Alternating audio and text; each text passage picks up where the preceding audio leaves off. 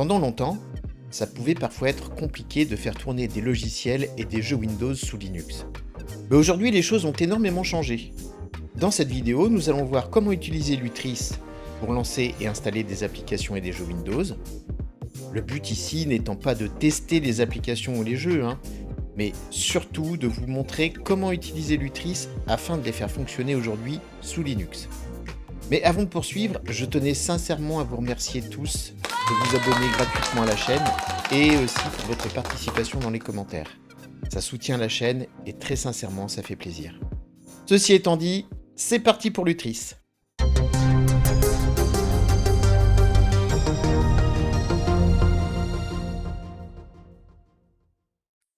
Alors Lutris, qu'est-ce que c'est ?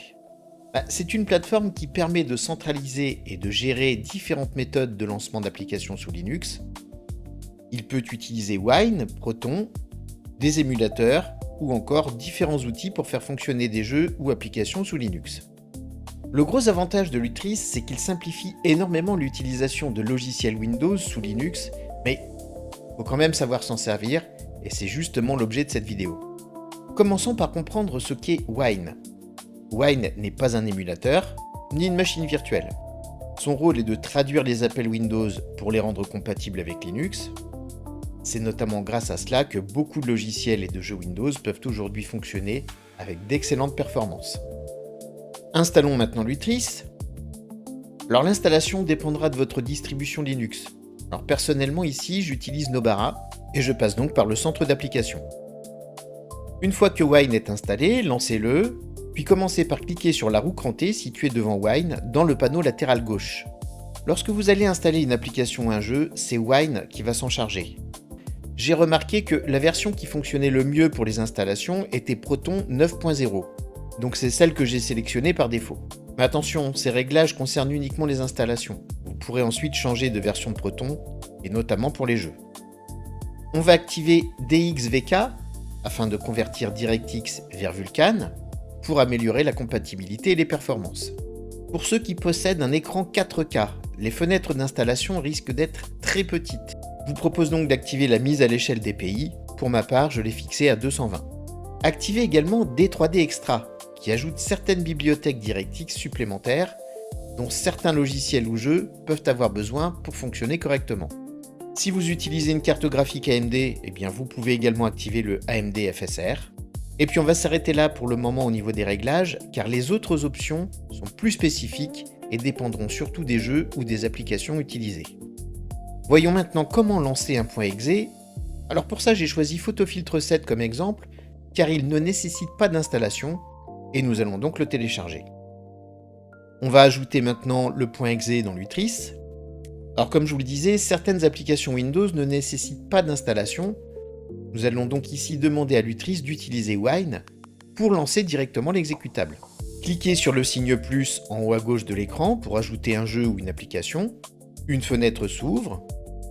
Choisissez ensuite « Ajouter un jeu installé localement ». Une fenêtre s'ouvre, renseignez le nom du jeu ou de l'application, puis dans la section « Exécuteur », choisissez Wine. Cliquez ensuite sur l'onglet « Options jeu », puis sur le bouton avec les 3 petits points sur la droite de l'écran, puis ensuite recherchez l'exécutable de votre jeu ou de votre application, et validez en cliquant sur le bouton OK.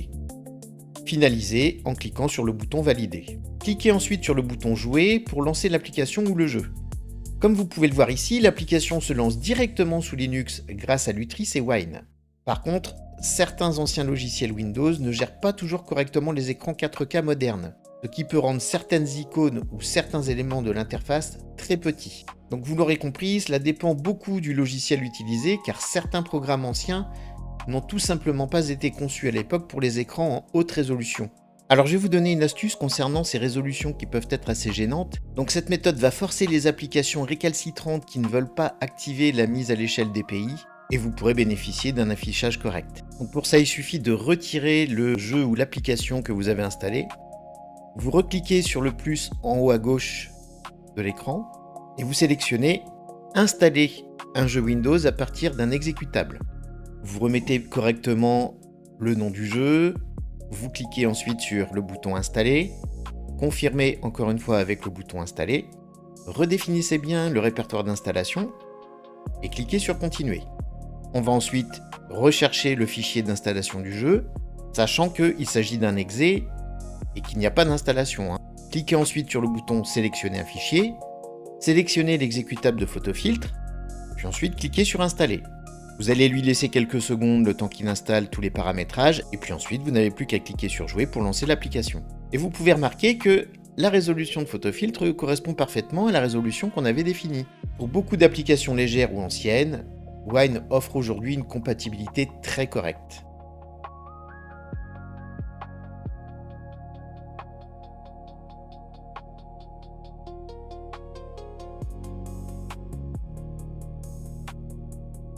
Passons maintenant à une application nécessitant une vraie installation.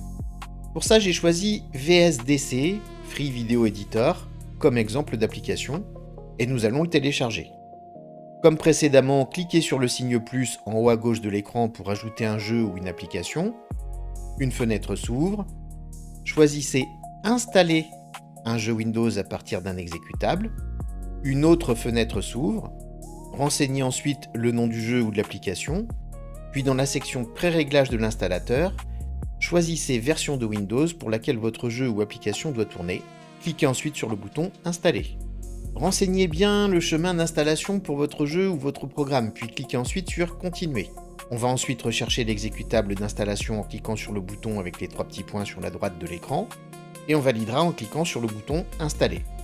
L'installation se lance dans un environnement ressemblant à Windows.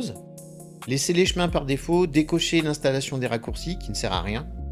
Et à la fin de chaque installation, si c'est proposé, décochez Exécuter l'application ou le jeu. Vous allez ensuite retrouver votre jeu ou votre application sur l'interface Lutris. Faites un clic droit avec la souris sur celui-ci et sélectionnez Configurer, puis cliquez sur l'onglet Options Jeux et vérifiez bien que le .exe est correct. Il est important de cliquer sur le bouton avec les 3 petits points, puis sélectionnez le bon .exe et ensuite vous validez en cliquant sur le bouton Sauvegarder. Comme dans le cas précédent, il ne vous reste plus qu'à cliquer sur le bouton Jouer pour lancer l'application ou le jeu.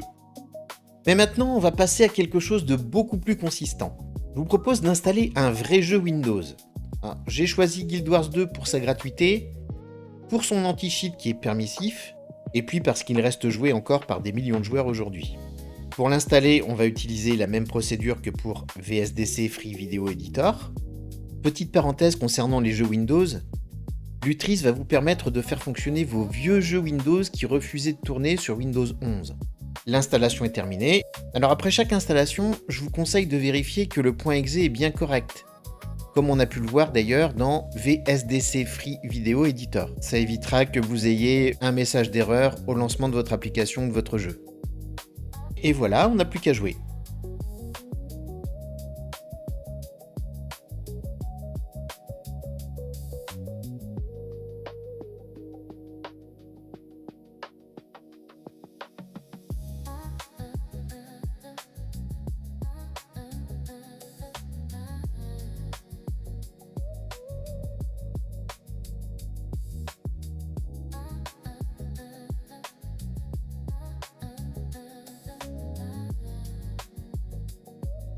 Je vous propose de faire un point sur les limites. Sur Linux, nous sommes encore limités par certains anti-cheats qui restent problématiques comme Easy Anti-Cheat, BattleEye, Riot Vanguard ou encore Ricochet. Si un jeu ne fonctionne pas immédiatement, il existe souvent des solutions que j'évoquais dans ma dernière vidéo, Jouer sur Linux avec Steam. Alors je vous propose de faire un petit rappel ici. Lorsque ça arrive, eh bien d'abord, changez la version de Wine pour les applications. Testez plusieurs versions de Proton pour les jeux. Ou bien encore, testez plusieurs versions de Proton GE en installant Proton Plus pour trouver la version qui convient. Bien évidemment, consultez prioritairement ProtonDB afin de savoir si vos jeux sont compatibles. En conclusion, eh bien, grâce à des outils comme Lutris avec Wine et Proton, il est désormais possible d'utiliser de nombreux logiciels et jeux Windows directement sous Linux. J'espère donc que cette vidéo vous aura été utile. N'hésitez pas à me dire dans les commentaires quel logiciel ou jeu Windows vous avez pu installer sous Linux. Et en attendant ma prochaine vidéo, surtout prenez bien soin de vous et de vos proches, et je vous dis à très bientôt sur mon Linux.